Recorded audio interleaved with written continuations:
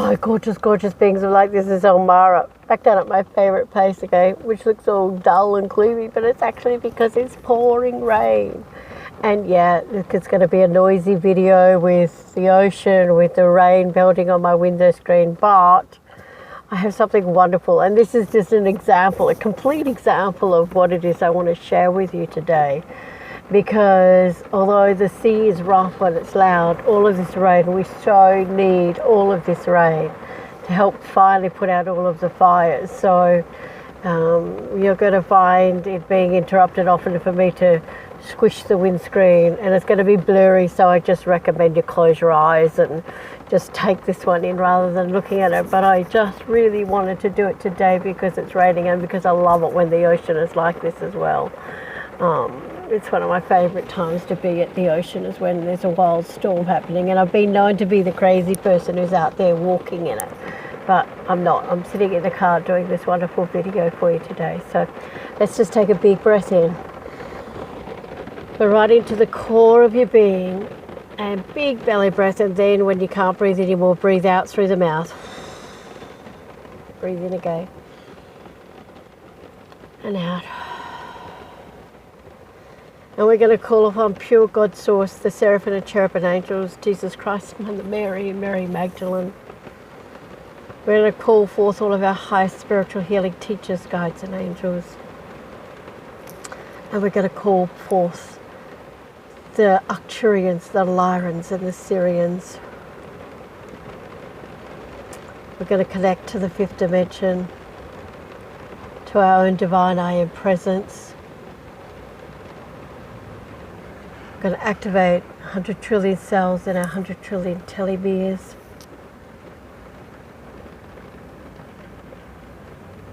And we're going to activate the 99% untapped pure potential that exists within every cell of our being. And activate the pillar of golden crystalline light that streams up from the core of Mother Earth, bringing up all the minerals and nutrients and everything you need to sustain your physical life here on Earth, up through past all your aura, plus the sun, the Center Sun, and the Great Central Sun, and up through pure God Source into the Galactic Diamond Federation, onto the 13th level of the Galactic Diamond Federation, where we meet up with my beautiful, beautiful Master Jack. Opening up your heart, opening up your mind, opening up your higher heart, continuing to focus on your breath, and opening up your superconscious mind. And with all of that, you should be fully connected to your divine I Am presence, and I want you to focus on your breath, coming in through your nose and filling up your tummy with air, and breathing out through your mouth, and letting go of anything that's outside this moment. And if you find the rhythm come, then just go to breathing in through your nose and out through your nose. But if you have some releasing to do, which you might do throughout this video, because we're going to do a video about releasing your poop, or about the magnificence of your poop. Everybody runs around and runs away for all the trauma and stuff and darkness, and squishes it down and tries to act all happy and positive when they feel like crap. I'm here to tell you that in the fifth dimension, we don't have good and bad, right and wrong, black and white, poop and not poop. It's all one. And the truth is, the stuff that we call our poop, God, look at those waves. The stuff that we call our poop is actually our gifts. It's the stuff that's saying to you, here, this is where you're out of alignment with your source. And it might not even be saying that. It might be coming up to the surface, and all you have to do is breathe into it to let it pass. So I have some great, and it doesn't matter if it's something happening in your body or if it's something happening to you. Those things that we call poop, and those things that get us frustrated and angry, often, if we can just breathe, we can find the gift. And that's why, you know, really things like past life healing and all of that are all just not really relevant. Because if you have something that's not clear from this life or any life, then it actually comes up in this moment. It comes up in this moment. And I've got a great example of that. One of my clients rang me the other day, Vedanta's a name, beautiful lady. She rang me to say, hey, Elle, can you help me? I think she messaged me on Facebook and said, hey, Elle, I've got this real, she goes, every time I start to meditate now, my neck just begins to tighten up and it flickers. There's like you can see the muscles flicking and tensing and it goes all red. What do you think might be going on? Of course, I'm probably the only one who goes, yeah, I'm really excited about that for you. This is a really good sign. You've probably been murdered in a past life, or someone slit your throat to shut you up in a past life when you were standing in your power and speaking your truth. Your throat stuff is always usually connected to your personal power, which is your solar plexus chakra. Your chakra and your throat chakra are intricately connected, and we know this from when I used to teach people to do spiritual healing. You could put the solar plexus in and the throat would pop out, and you could go up and put the throat in and the solar plexus would pop out until you dealt with till you cleared the energy that was causing them to do that. And so what I did with the beautiful Vedanta, was that I just said to her, okay, I want you to just start doing your breathing. And as that begins to come up, so as soon as we started to do it, it started to come up and it went crazy. And I said, I just want you to keep breathing in source light. And it got a little bit narky. She goes, oh, it's getting worse. I went, just keep breathing into it. Allowing it to come up. Don't try and hide it, change it or fix it. Just breathe into it. Thank you. Thank you for showing me where I'm not fully connected to my divine I am presence. I told her to speak to her neck and say. And that's what I'd say to you. If it's a sore knee, if it's a sore neck, if you're angry, if you're pissed off, if you've got lack of abundance in your life, just come on, welcome it up and breathe into it and just keep breathing into it. And really, our whole phone call only took 11 minutes. So that means that you can clear this stuff, or the clearing part of it might have taken 3 to 5 minutes. Even the deepest, darkest poop you think you have can be cleared within, 3 to 5 minutes. Sometimes it goes within a minute. And yes, tomorrow it might come back up again. But you just repeat the process. You'll find when it comes back up the next day, it's not as intense. And beautiful Vedanta, I hope you put a comment on the bottom of this video just so that people can say, yep, it really did happen. I'm sorry, here comes the rain. It's a bit full on, but we're just going to run with it because I love it. And so within less than 10 minutes, 11 minutes the phone call was, so in less than that amount of time, all of that and she could keep meditating then and that. And so often this stuff does come up when we're meditating, and that's what stops us from meditating, is when we go, oh, it's too painful for me or whatever. When it's actual fact, if you just kept breathing for 5 more minutes, whatever that crap is that's holding you back would have been dissolved for you. So that's one really good instance of it. Another one that made me think about this to share with you, because I think I mentioned it in one of my other videos recently. So on the 20th of October 2015, I was living in this gorgeous place that I thought I would live in. It was at the foothills of Ma Ra QUICKIE, and I thought that I would live there for the rest of my life and they would be carting me out of there in a box. It was a little tiny miner's cottage at the foothills of Ma Ra QUICKIE in the spectacular Tilba on the south coast of New South Wales in Australia. And the energy there was magnificent, and it was a place that I had dreamed about. And I had dreamt about for about 6 months, kept having visions and dreams of it, and I finally ended up living there.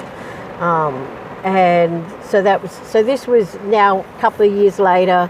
The people had decided that they were going to sell the property, and I had to move on.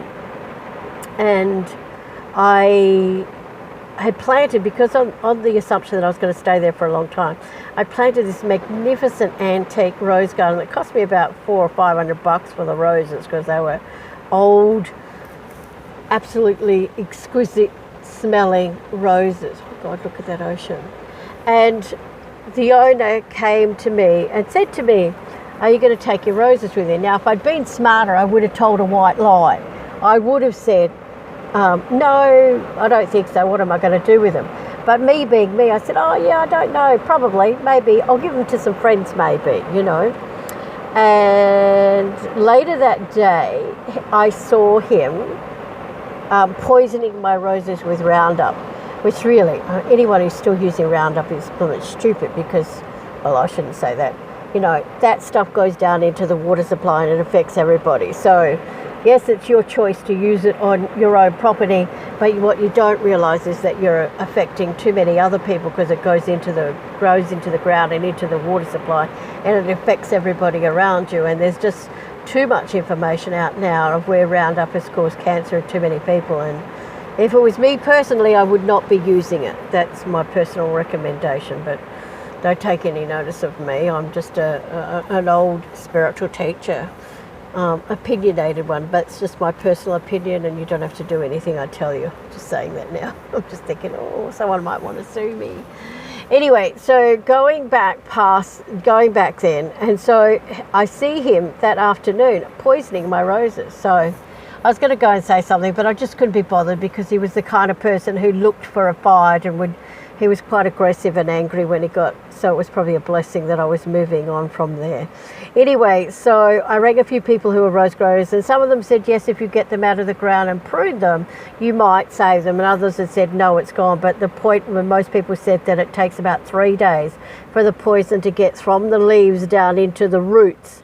And if you can stop that happening, then you might just save your roses. And so I had planned, it was Sunday afternoon, I planned to pack my house. It was only just a 1-bedroom miners cottage on this Monday, and my removalist was coming at 1 a.m. on the Tuesday, moving the roses on the Wednesday, cleaning on the Thursday. That was my plan. And what happened was that a friend's son, young, handsome, gorgeous Kendall, my friend Leslie's son Kendall, who's only about 35 I think at the time, came and helped me dig up all these roses and prune them. And I really didn't do anything except stand around handing him bags and, you know, and helping him and putting the bags on the back of his ute to take them to where we were taking them. And anyway, so we got all that done and we pruned all those roses off. And just as a little adjunct to that, every day I went out and I told those roses I loved them and how beautiful they were and sent them love. And 6 weeks later, I had massive vases. I've got pictures of massive vases of roses that they'd come all into full bloom within 6 weeks. So you can save them. I'd saved trees in Brisbane many decades ago, and I knew that I could do that. So by sending spiritual energy and negating the poison in the plants, and that's what I did with the roses, and I did that with the trees a couple of decades ago and saved all those as well. But back to this current story. And so that meant, and then it was Kendall's sister 40th birthday, and I was invited to dinner with them, and I was pooped. I don't know why I was pooped, because I didn't do much physical work. But anyway, next morning I get up at 6 a.m. in the morning. I can hardly walk to the toilet. I'm in so much pain. Everything's stiff and sore, and I could barely bend over. I sit on the loo and go, hey God, you better get your ass down here and help me, because I'm in trouble. I'd already tried to move my removalist and I couldn't, and so it had to be at 1 o'clock on that Tuesday. And so I'm sitting on the loo, and now I used to start my day with 2 hours of meditation and 2 cups of coffee. But within minutes, I found myself flying around like a madwoman, you know, I realised about 8:30, a couple of hours later, that I was bending over and I was really being led by spirit. They were like, throw that stuff out, put this stuff in this box, do this, do that, blah, blah, blah. And that's what I did. And believe it or not, I packed my whole house in less than, by 1 o'clock when Mick and his gorgeous son pulled up. I just only had to roll up the bedding off my bed, but at 12 o'clock I noticed my face, and it was so red, and I thought, oh my God, I better drink a couple of glasses of water, because I had not drank anything. So I just drank a couple of glasses of water, kept running 100 miles an hour. And what happened then, and then we got everything packed up, and I got everything cleaned the next day, and I was gone before he even got back from Canberra, this gentleman, on the Thursday. I didn't have to be out till the end of Thursday, but I was gone by the end of the Wednesday. But this is what happened. So that day, we still kept doing stuff, and it wasn't until, I don't know, when I'd finished, I was still red in the face, and I was still wide awake at 1 o'clock in the morning. But when I fell asleep, I fell into a deep sleep. And when I woke up in the morning, this is the key. Like I'd done nothing on the Monday. I woke up all stiff and sore. I had ran around like a mad woman. Now, in the past, I couldn't even run for 7 minutes without bitching my head off about it. But I ran flat out, non-stop for 7 hours. And I woke up the next morning on the Wednesday with not a sore bone or muscle in my body. And I knew then that something really powerful had happened.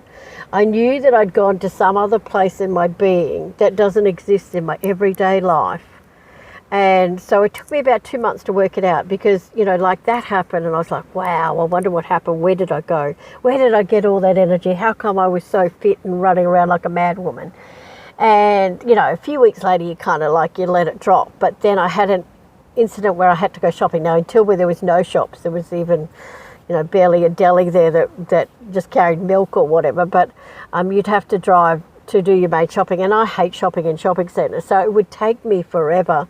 I had this list a mile long, knickers, bras, pens, you know, phone chargers, you know, mobile phone things, because I hadn't been to a big shop for 18 months. And so same thing happened. I got to the shops at 9 o'clock in the morning. I went, okay, God, whatever needs to get done has to get done today because I'm not coming back. And I ran from 9 to 4 in the afternoon again. No food, no drink, just ran here and there, running around like a little old lady that I am. And people were just staring at me, but I was just like in another gear. And I went, okay, so something definitely happened. I can't have done that twice in a row. And it took me about maybe two months to work out how to tap into that 99% untapped pure potential. We have it in our brains. They say we only use less than 1% of our brains, and total in our whole life we use 3 to 5% of our brain. But we also have that in our body, in the cells of our bodies. And that's why when stuff's happening, if you just breathe into your knee and ask to access the other 99% or the other 97% untapped pure potential, then that's how you begin to access the light, because the only thing that you're aware of is the 3% pain or the 3% that you already know. But there's this other 99% that's connected to the whole of everything. And so that's another great story. I could tell you hundreds of stories of this. That's why my distance healings and my anything I do. Now I have another friend, Rosie, the other day, who got really upset. She her sugar levels were going up, so she stopped eating sugar, but it still went up overnight. So I just asked her. I asked for them to be returned to normal, and then I just said to her, "What should it be?" She said 7, so it was 10 points over. And so I just breathed in and just opened up that other, you know, whatever that is, 83% that is perfect. And the next day her sugar levels had dropped down to 11. And she couldn't believe it. It went from 17 to 11 just overnight. Oh, look at that, it's got all clear. And so most of us only try to deal with that 3 to 5%. But that's why I keep saying your poop or your stuff that's happening is the gift. That's saying, here, this is the bit here where you're not fully connected to your light. So it doesn't matter whether it's a stiff neck when you're meditating. It doesn't matter if it's a bellyache that you get. It doesn't matter if your sugar levels have gone crazy like they do with my friend Rosie. Or it doesn't matter if somebody is being a nasty prick and is trying to steal all your roses. I could have got really angry with him and I would have completely missed the lesson there. But I didn't. I had no choice really, because I had to pack my whole house in a morning effectively, or, you know, in 6 or 7 hours. But it was, and this is the key to that story. And this is why people aren't really bad people or whatever. Somebody has to play the bad guy sometimes, okay? Because the truth is, if he hadn't been a right prick that day, I would never ever have learnt about that. And that's a powerful part of my work. That was in October 2015. And so that's 4 or 5 years now. All I've been doing is accessing the infinite part of who I am, accessing more of the infinite part of who I am. And you can do that too. You can do that too, gorgeous beings of light. So,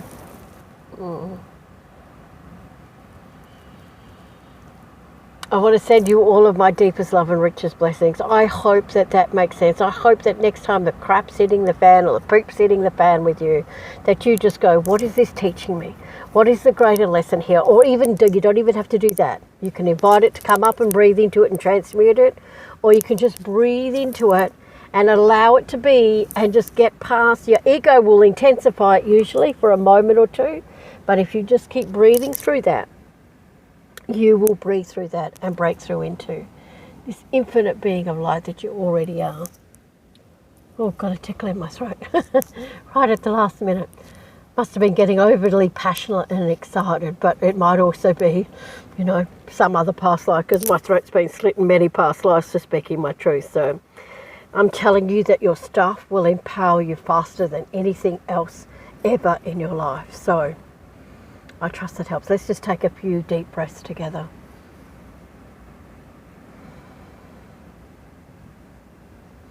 Oh, I have another really quick story if I've got time to tell you. Quickly, the other night, I wanted to watch something. Martin Clunes was doing a show on horsepower, and I'd seen it before, and I really wanted to see it, and where I was, the TV didn't work. And so I just said, okay, God, that's it. I want this damn thing to work. And I just put my hands up and I began to channel energy into the TV, and next thing the channel came up and I was able to watch. I missed half of it because I wasn't even looking, because the station hadn't worked for a whole week, but as soon as I saw that was on, I really wanted to watch it, and I was just like channeling the energy into my TV, and next thing the show come on. When I walked away to get a cuppa, it went off again. I went in the ads, and when I came back I just did it again. You are so much more powerful than you ever know. Anyway, darlings, beings of light, we're going to get cut off shortly. So all my love and richest blessings to you always. Have a truly, truly blessed day. I'm sending all my love and light to you exactly the same as the TV.